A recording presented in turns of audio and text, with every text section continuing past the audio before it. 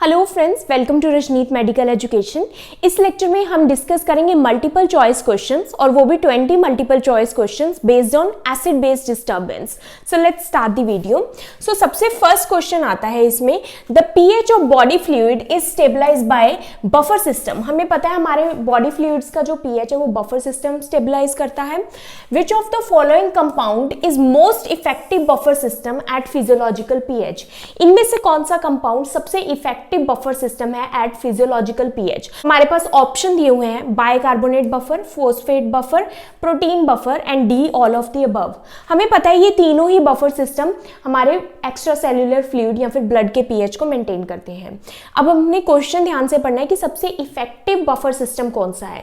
तो सबसे जो इफेक्टिव बफर सिस्टम होता है वो होता है हमारा बाइकार्बोनेट बफर। तो इसका आंसर क्या है? Bicarbonate buffer. और ये कैसे एक्ट करता है? ये है कार्बोनिक एसिड बाइकार्बोनेट बफर। ये कैसे बनता है? ये है CO2 जो कि एक गैस है, मेटाबॉलिक वेस्ट है ये सेल्स का। ये वाटर के साथ रिएक्ट करती है और ये क्या बनाती है? H2CO3, जिसको क्या बोलते हैं? Carbonic acid. ये कार्बोनिक एसिड बनता है in the presence of carbonic anhydrase. Carbonic acid दोबारा से डिसोसिएट हो जाता है H positive ion plus HCO3 minus, क्योंकि ये वीक एसिड होता है। तो अब देखो ये इक्वेशन ना दोनों साइड चल सकती है। अगर हमारी बॉडी में हाइड्रोजन आयन कम हो गए हैं तो क्या होगा? CO2 वाटर के साथ रिएक्ट करेगा, कार्बोनिक एसिड बनाएगा, हाइड्रोजन आयन बनाएगा। और इसका ऑपोजिट, अगर हाइड्रोजन आयन बॉडी में ज्यादा हो गए हैं तो ये बेस हाइड्रोजन आयन के साथ रिएक्ट करेगा, कार्बोनिक एसिड बनाएगा, CO2 प्लस वाटर बनाएगा। तो इक्वेशन इस साइड चलेगी और ये जो CO2 है ये लंग से बाहर निकल जाएंगे, मीन्स हमारी बॉडी से बाहर निकल जाएगी, एक्सेल आउट हो जाएगी क्योंकि ये गैस है। तो इस तरह से बाइकार्बोनेट बफर एक्ट करता है और सबसे इफेक्टिव है। सेकेंड क्वेश्चन है, the greatest buffering capacity at physiological pH would be provided by a protein rich in which of the following amino acid? So इस क्वेश्चन में क्या कहा गया है कि सबसे ग्रेटेस्ट बफरिंग कैपेसिटी किस प्रोटीन की है?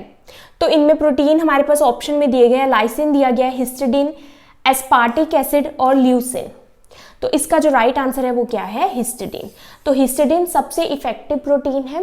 ये एज अ बेस और एज एन एसिड भी एक्ट करता है। सो वेरी इफेक्टिव प्रोटीन है ये for greatest buffering capacity. Third question है, if partial pressure of CO2 PaCO2 causes acidosis और एल्कलोसिस, इट इज व्हाट? अगर पार्शियल प्रेशर ऑफ CO2 में कोई चेंज आ रहा है तो वो एसिडोसिस करता है या एल्कलोसिस करता है? वो डिपेंड करता है कि partial pressure of CO2 increase हुआ या इंक्रीज हुआ। तो इन्होंने बोला है कि इट इज व्हाट, ये कौन सी कंडीशन है? देन जो ऑप्शंस दिए गए हैं हमारे पास वो क्या है? A respiratory, B metabolic, C कोई भी नहीं, या फिर D both A and B। तो इसका आंसर क्या होगा? देखो पार्शियल प्रेशर ऑफ CO2 में अगर कोई चेंज आता है तो वो क्या होता है? Respiratory condition. ऐसे ही अगर दूसरा क्वेश्चन आ सकता है कि HCO3 माइनस मींस बाइकार्बोनेट में अगर कोई चेंज आता है तो वो कौन सी कंडीशन होगी? तो वो कंडीशन होगी मेटाबॉलिक। तो इसमें क्या पार्शियल प्रेशर ऑफ CO2 में चेंज है, तो A इसका आंसर है। नेक्स्ट क्वेश्चन है, what happens in respiratory acidosis? Respiratory acidosis में क्या होता है? सबसे पहले एसिडोसिस देखो, एसिडोसिस मींस ब्लड का जो पीएच है वो क्या हो गया? कम हो गया है। रेस्पिरेटरी का क्या मतलब है? अभी मैंने पीछे बताया कि पार्शियल प्रेशर ऑफ CO2 में चेंज है। अगर एसिडोसिस कंडीशन है तो ये जो CO2 है ये एक तरह से एक एसिड बनाता है, तो CO2 का लेवल बॉडी में बढ़ गया है। CO2 का लेवल बॉडी में बढ़ा है, इसलिए कौन सी कंडीशन हो गई है? Respiratory acidosis. अब CO2 का लेवल बॉडी में कब बढ़ेगा? अब देखो ऑप्शंस क्या है? हाइपोवेंटिलेशन, ब्रीदिंग स्लो हो गई है, B increases in partial pressure of CO2, partial pressure of CO2 increase हो गया है, बोथ A एंड B है C ऑप्शन, या फिर D हाइपरवेंटिलेशन। तो देखो partial pressure of CO2 increase हो रहा है बॉडी में, मीन CO2 ब्लड में ज्यादा हो रहा है इसका अमाउंट। तो CO2 का अमाउंट ज्यादा कब होगा? जब बॉडी CO2 को रिटेन करेगी और बॉडी से बाहर कम निकालेगी। तो बॉडी से बाहर कम निकालेगी, कोई डिसीज कंडीशन हो सकती है, कोई रेस्पिरेटरी कंडीशन हो सकती है जिसकी वजह से स्लो ब्रीदिंग हो रही है, रेस्पिरेशन रेट कम हो रहा है, दैट इज हाइपोवेंटिलेशन। ये कॉम्पनसेटरी मैकेनिज्म भी हो सकता है जिसमें लंग्स स्लो ब्रीदिंग कर रहे हैं बट वो किसी और कंडीशन में उसका सिग्निफिकेंस है। बट इस कंडीशन में क्या हो रहा है कि रेस्पिरेटरी एसिडोसिस हो रही है, तो वो क्यों हो रही है, देखो सीधा सा रीजन है हाइपोवेंटिलेशन, मींस हमारा ब्रीदिंग रेट क्या है, बहुत स्लो है, जिसकी वजह से बॉडी में ही CO2 का अमाउंट ज्यादा हो रहा है। दूसरा क्या है, रेस्पिरेटरी एसिडोसिस में CO2 का अमाउंट इंक्रीज हो जाता है, तो partial pressure of CO2 increase हो गया। तो इसका आंसर क्या है, both A and B। Then आता है the peripheral chemoreceptors. Peripheral chemoreceptors क्या हैं, देखो respond to changes in arterial pH, contain type 2 cells that detect hypoxia, C special cells that increases HCO3 levels in the blood, D none of the above। अब peripheral chemoreceptors, peripheral mean side में, तो ये कहां पर present होते हैं, ये जो आर्टरी की वॉल्स होती हैं उसकी साइड में प्रेजेंट होते हैं, स्पेशली कैरोटिड आर्टरी या फिर आयोटिक आर्च की जो वॉल्स है उसके साइड में प्रेजेंट होते हैं पेरिफेरी में। ये क्या करते हैं, पेरिफेरल कीमोरिसेप्टर, ये रिस्पॉन्ड करते हैं चेंजेस इन आर्टीरियल pH, जब आर्टरी के ब्लड का pH चेंज हो जाता है, डिक्रीज होता है या फिर इंक्रीज होता है, तो ये रिस्पॉन्ड करते हैं उसके लिए, और ये सिग्नल किसको भेजते हैं, ब्रेन को, एंड देन उसके बाद ब्रेन देन लंग्स को सिग्नल भेजता है, ठीक है। तो ये क्या है, पेरिफेरल कीमोरिसेप्टर, ये आर्टीरियल pH को रिस्पॉन्ड करते हैं। इसके साथ साथ ये किसको रिस्पॉन्ड करते हैं, पार्शियल प्रेशर ऑफ CO2 में अगर कोई चेंज आ जाता है, या फिर पार्शियल प्रेशर ऑफ ऑक्सीजन के लेवल में चेंज आता है, तो भी ये रिस्पॉन्ड करते हैं। इसमें टाइप 2 सेल्स होते हैं जो कि हाइपोक्सिया को डिटेक्ट करते हैं, नहीं। स्पेशल सेल्स होते हैं ये that increases HCO3 levels in the blood, नहीं। None of the above. तो इसका आंसर क्या है, A, respond to changes in arterial pH।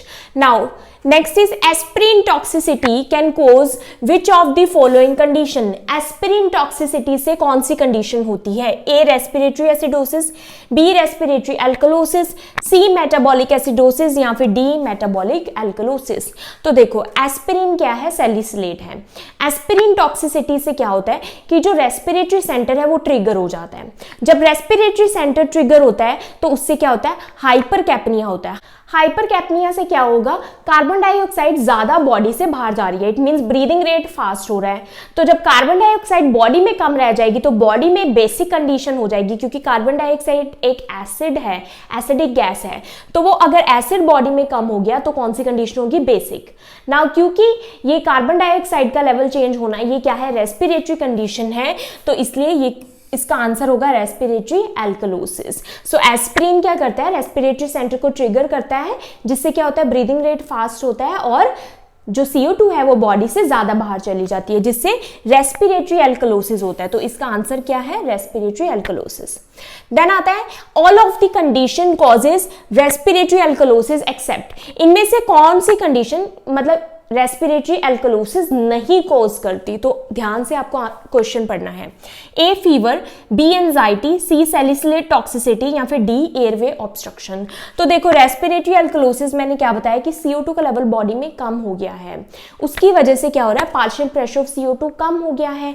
तो ऐसी कंडीशन में जब pH बढ़ गया है इसलिए एल्कलोसिस है, तो कौन कौन से कॉजेज हैं, देखो फीवर में भी क्या होता है कि CO2 ज्यादा बॉडी से बाहर जाती है, हाइपर वेंटिलेट करता है पर्सन। एंजाइटी में भी हाइपर वेंटिलेट करता है। सैलिसिलेट टॉक्सिसिटी अभी हमने पढ़ा, एस्पिरिन में भी हाइपर वेंटिलेट करेगा, CO2 ज्यादा जाएगा।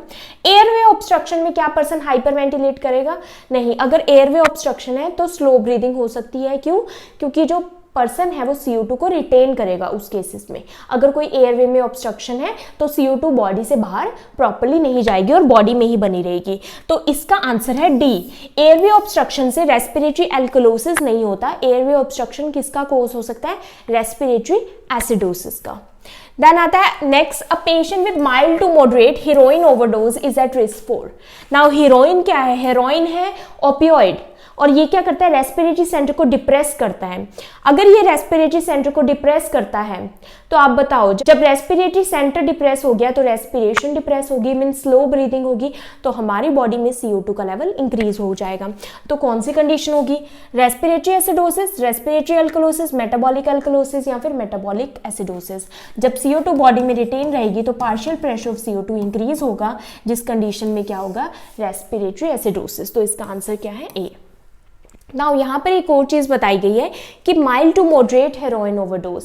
इसका मतलब है कि अगर सीवियर ओवरडोज हो जाती है हेरोइन की तो रेस्पिरेटरी एसिडोसिस तो हो ही सकता है, बट लेटर ऑन क्योंकि हाइपोक्सिया की भी कंडीशन हो जाएगी बॉडी में तो मेटाबॉलिक एसिडोसिस भी हो सकता है। तो एक मिक्सचर भी हो सकता है सीवियर ओवरडोज में।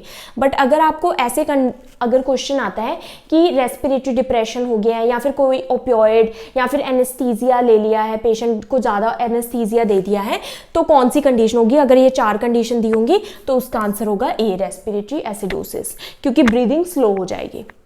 देन नेक्स्ट क्वेश्चन है causes of metabolic alkalosis include all of the following except. अब यहाँ पर मेटाबॉलिक एल्कलोसिस के ये सारे कॉजेज हैं लेकिन एक कॉज नहीं है। कौन सा नहीं है? A, mineralocorticoid deficiency, B, hypokalemia, C, thiazide diuretic therapy, D, recurrent vomiting.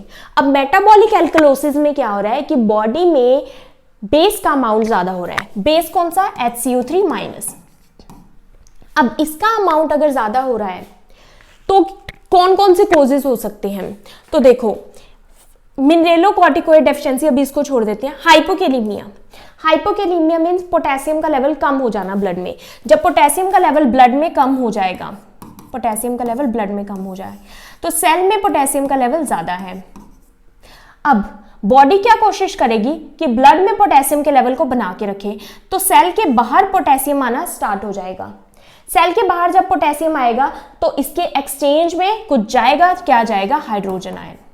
जब हाइड्रोजन आयन सेल के अंदर जाएंगे तो ब्लड में हाइड्रोजन आयन का अमाउंट कम हो जाएगा, जिसकी वजह से बेस का अमाउंट ब्लड में ज्यादा हो जाएगा। तो ये कंडीशन तो सही है, ये कोज है मेटाबॉलिक एल्कलोसिस का।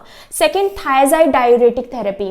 डायूरेटिक थेरेपी से क्या होता है कि ये हाइड्रोजन का लॉस होता है यूरिन के थ्रू। हाइड्रोजन का एक्सेसिव लॉस होने के कारण बाइकार्बोनेट का लेवल ब्लड में बन जाएगा तो मेटाबॉलिक एल्कलोसिस होगा। Recurrent vomiting, recurrent vomiting means बार बार वॉमिटिंग करना। वॉमिट करने से क्या होता है? HCl बॉडी से जाएगा, स्टमक एसिड। जब स्टमक एसिड बॉडी से ज्यादा लॉस होगा तो क्या होगा? बेस का लेवल बॉडी में बढ़ेगा तो मेटाबॉलिक एल्कलोसिस होगा। मिनरेलोकॉर्टिकॉइड डेफिशिएंसी, देखो ये राइट आंसर है। क्यों? क्योंकि मिनरेलोकॉर्टिकॉइड डेफिशिएंसी की वजह से मेटाबॉलिक एल्कलोसिस नहीं होता, जबकि हाइपर एल्डोस्टेरोनिज्म या फिर ज्यादा इनका लेवल होने से मेटाबॉलिक एल्कलोसिस होता है। क्योंकि अगर इन स्टेरॉइड हार्मोन्स का जो अमाउंट है वो बॉडी में ज्यादा हो जाएगा तो क्या होगा? बेस का लेवल बॉडी में ज्यादा हो जाएगा और ये जो H पॉजिटिव आयन है ये बॉडी से बाहर जाएंगे तो मेटाबॉलिक एल्कलोसिस होगा। जबकि यहाँ पर इसका उल्टा दिया हुआ है, मिनरेलोकॉर्टिकॉइड डेफिशिएंसी की वजह से मेटाबॉलिक एल्कलोसिस नहीं होता। देन आता है question number 9, which of the following is incorrect about metabolic alkalosis. इन सब में से इनकरेक्ट क्या है, सही नहीं है जो चारों ऑप्शन में से? ए, एसोसिएटेड विद हाइपरकैलेमिया, क्या मेटाबॉलिक एल्कलोसिस हाइपरकैलेमिया से एसोसिएटेड है? B, associated with decreased calcium concentration. C, can be caused by primary hyperaldosteronism. D, can be caused by renin secreting tumour. अभी हमने discuss किया कि metabolic alkalosis कब होगा? जब बॉडी में क्या होगा? हाइपोकैलेमिया।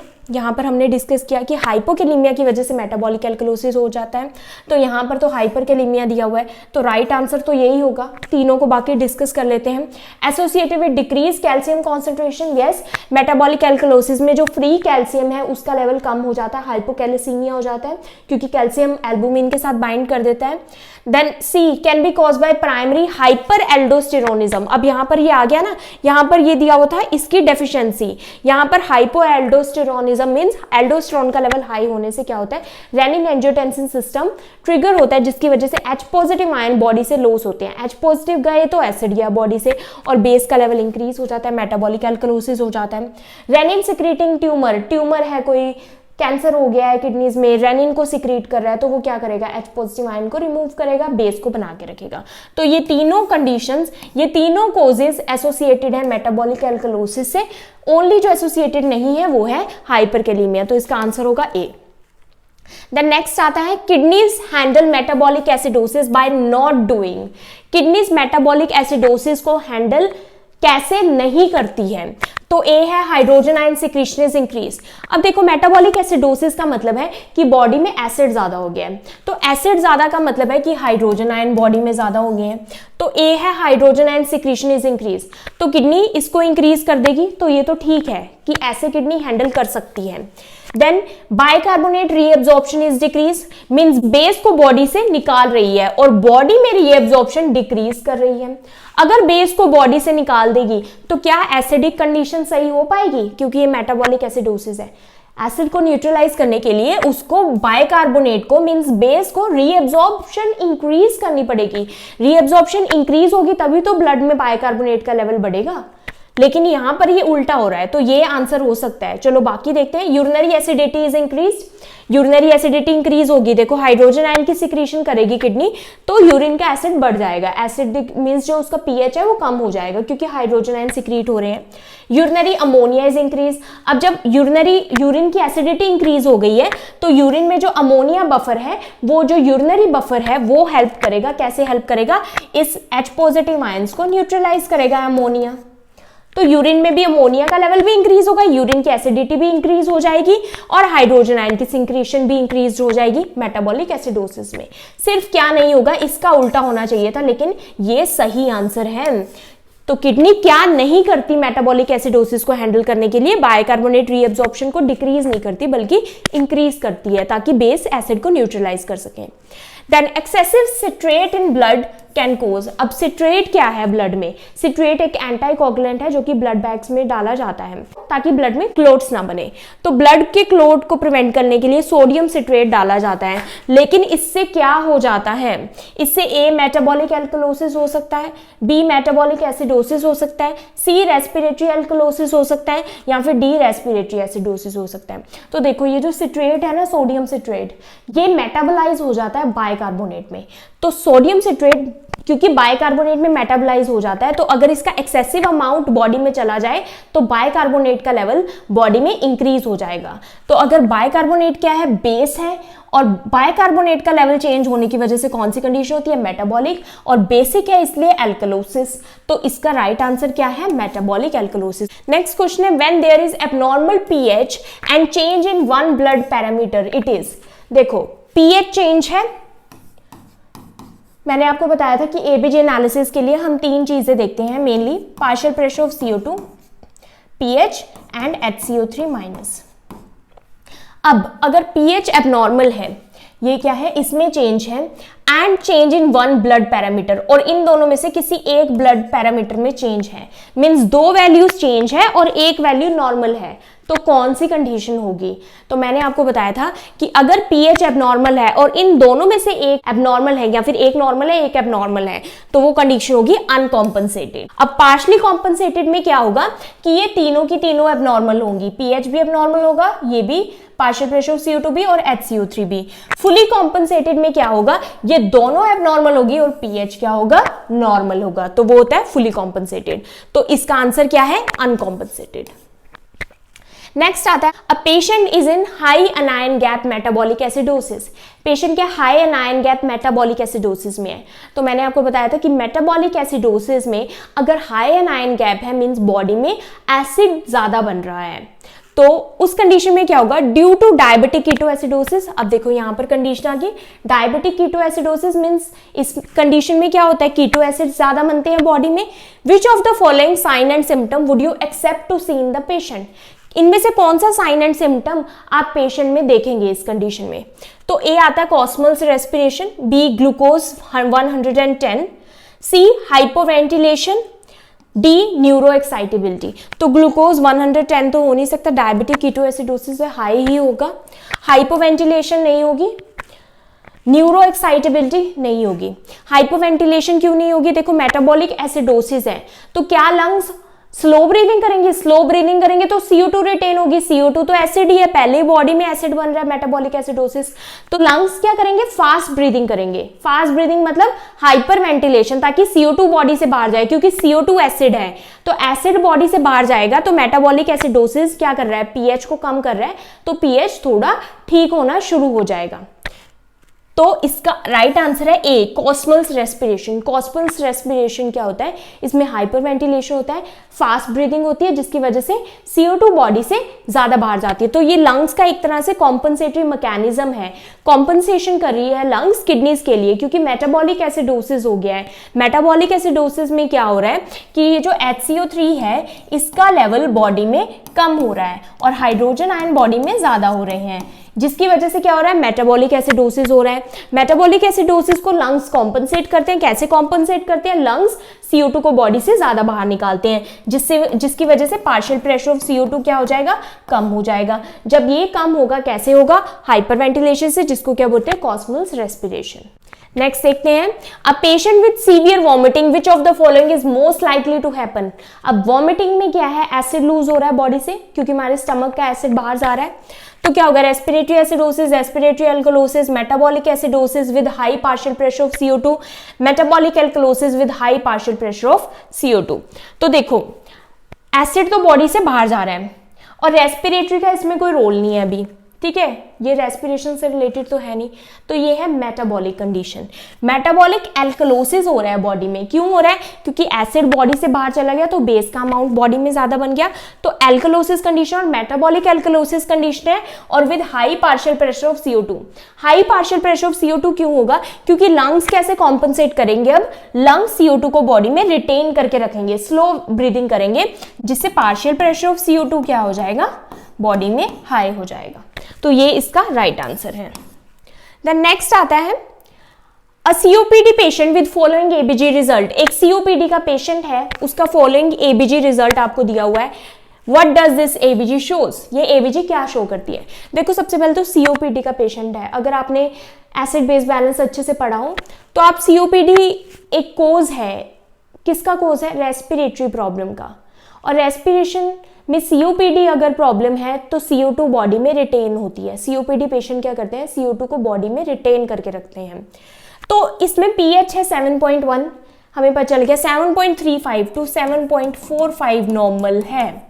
अब pH क्या है, कम है। जब pH कम होता है तो एसिडिक कंडीशन होती है या बेसिक, एसिडिक कंडीशन है। पार्शियल प्रेशर ऑफ CO2 कितना है, 54, नॉर्मल कितना है, 35 टू 45, 54 है, बढ़ा हुआ है।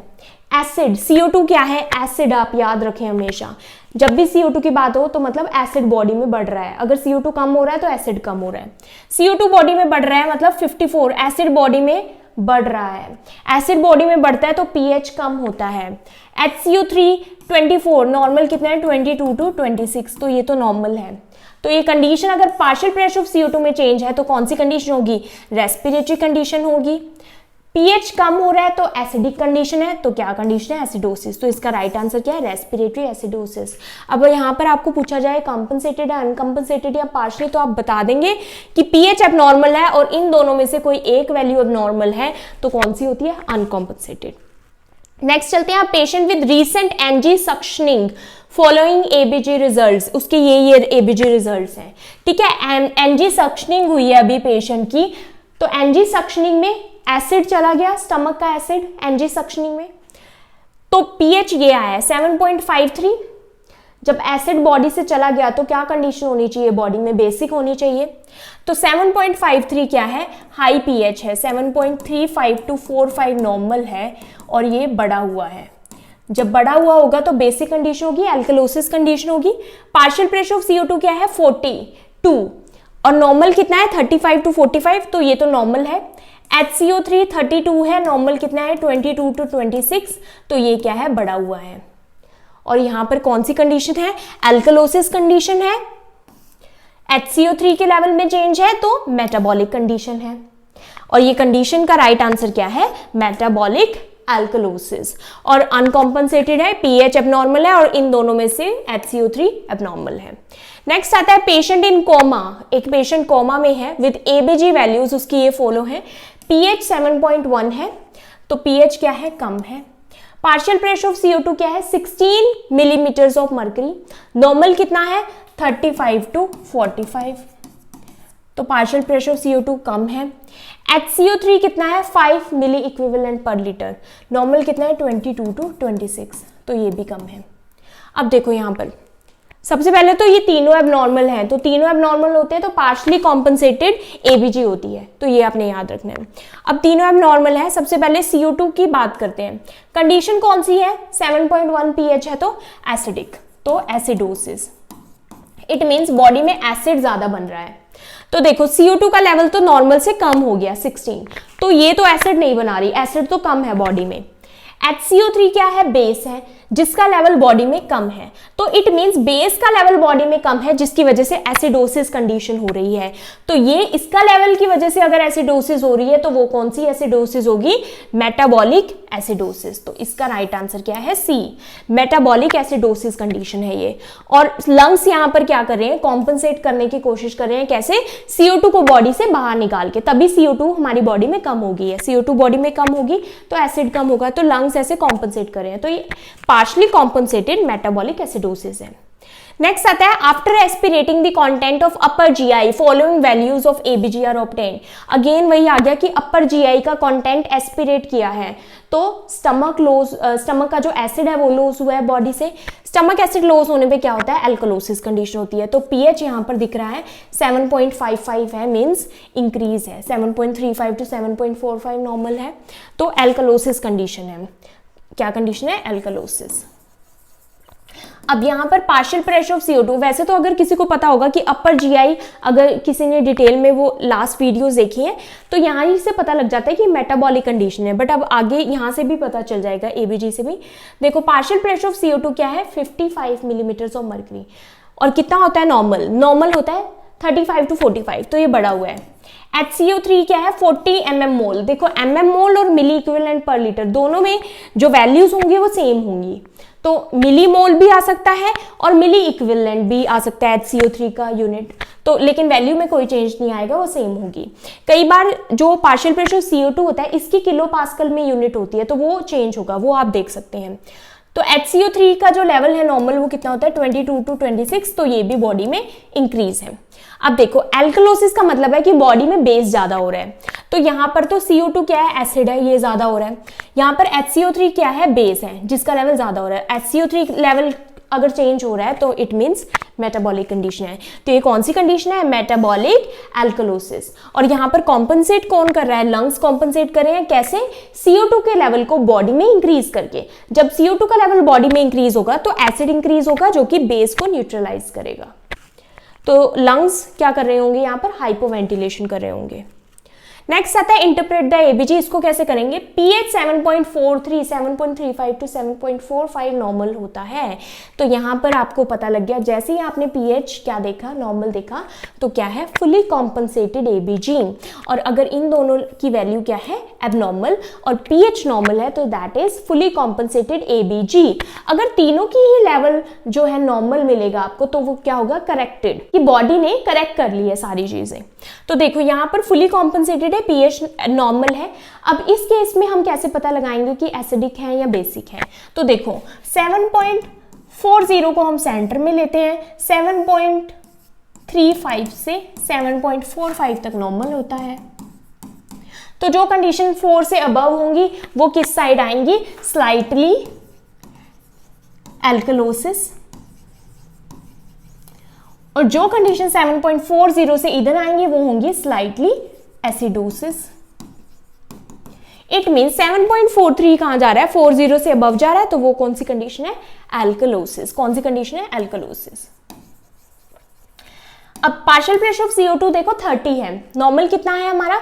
35 टू 45, तो 35 टू 45 नॉर्मल है, ये क्या है? कम है बॉडी में। HCO3 क्या है? नॉर्मल 22 टू 26 है, तो ये 20 है, ये भी कम है। अब पार्शियल प्रेशर ऑफ CO2 अगर कम होता है तो एसिडिक कंडीशन है या बेसिक कंडीशन है? देखो एसिड बॉडी में कम हो रहा है, एसिड बॉडी में कम हो रहा है तो क्या कंडीशन हो सकती है? बेसिक, तो ये एल्कलोसिस हो सकती है।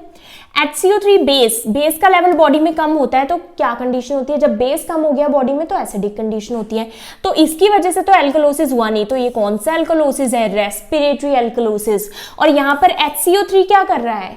HCO3 कॉम्पनसेट कर रहा है, मीन्स किडनीज क्या कर रही हैं, बेस के लेवल को कम कर रही हैं बॉडी में। कैसे कम कर रही हैं, इसको ज्यादा एक्सक्रीट आउट कर रही होंगी यूरिन के थ्रू, रीएब्जॉर्ब कम कर रही होंगी। तो यहाँ पर HCO3 क्या कर रहा है, कॉम्पनसेट कर रहा है इसको। तो देखते हैं सबसे पहले ये क्या है, फुली कॉम्पनसेटेड रेस्पिरेटरी एल्कलोसिस है। तो ये है इसका right answer, fully compensated respiratory alkalosis. Next है interpret the EBG, pH 7.36 normal है, 7.35 टू 7.45 नॉर्मल है, तो वही 7.40 सेंटर में, इधर 7.35, तो इधर क्या होगा, स्लाइटली एसिडिक साइड।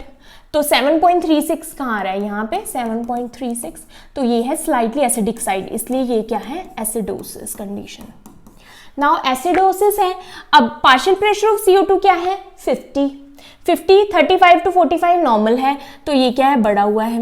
HCO3 क्या है, 22 टू 26 नॉर्मल है, तो ये भी बढ़ा हुआ है। अब pH नॉर्मल है, तो सबसे पहले फुली कॉम्पनसेटेड आपके माइंड में आ जाना चाहिए, क्योंकि ये दोनों अब नॉर्मल है और pH नॉर्मल है, तो ये क्या है, फुली कॉम्पनसेटेड ABG है। पार्शियल प्रेशर ऑफ CO2 50 है, मीन्स इसका मतलब बॉडी में एसिड बढ़ रहा है। तो एसिडोसिस किसकी वजह से हो रहा है, रेस्पिरेटरी कंडीशन की वजह से।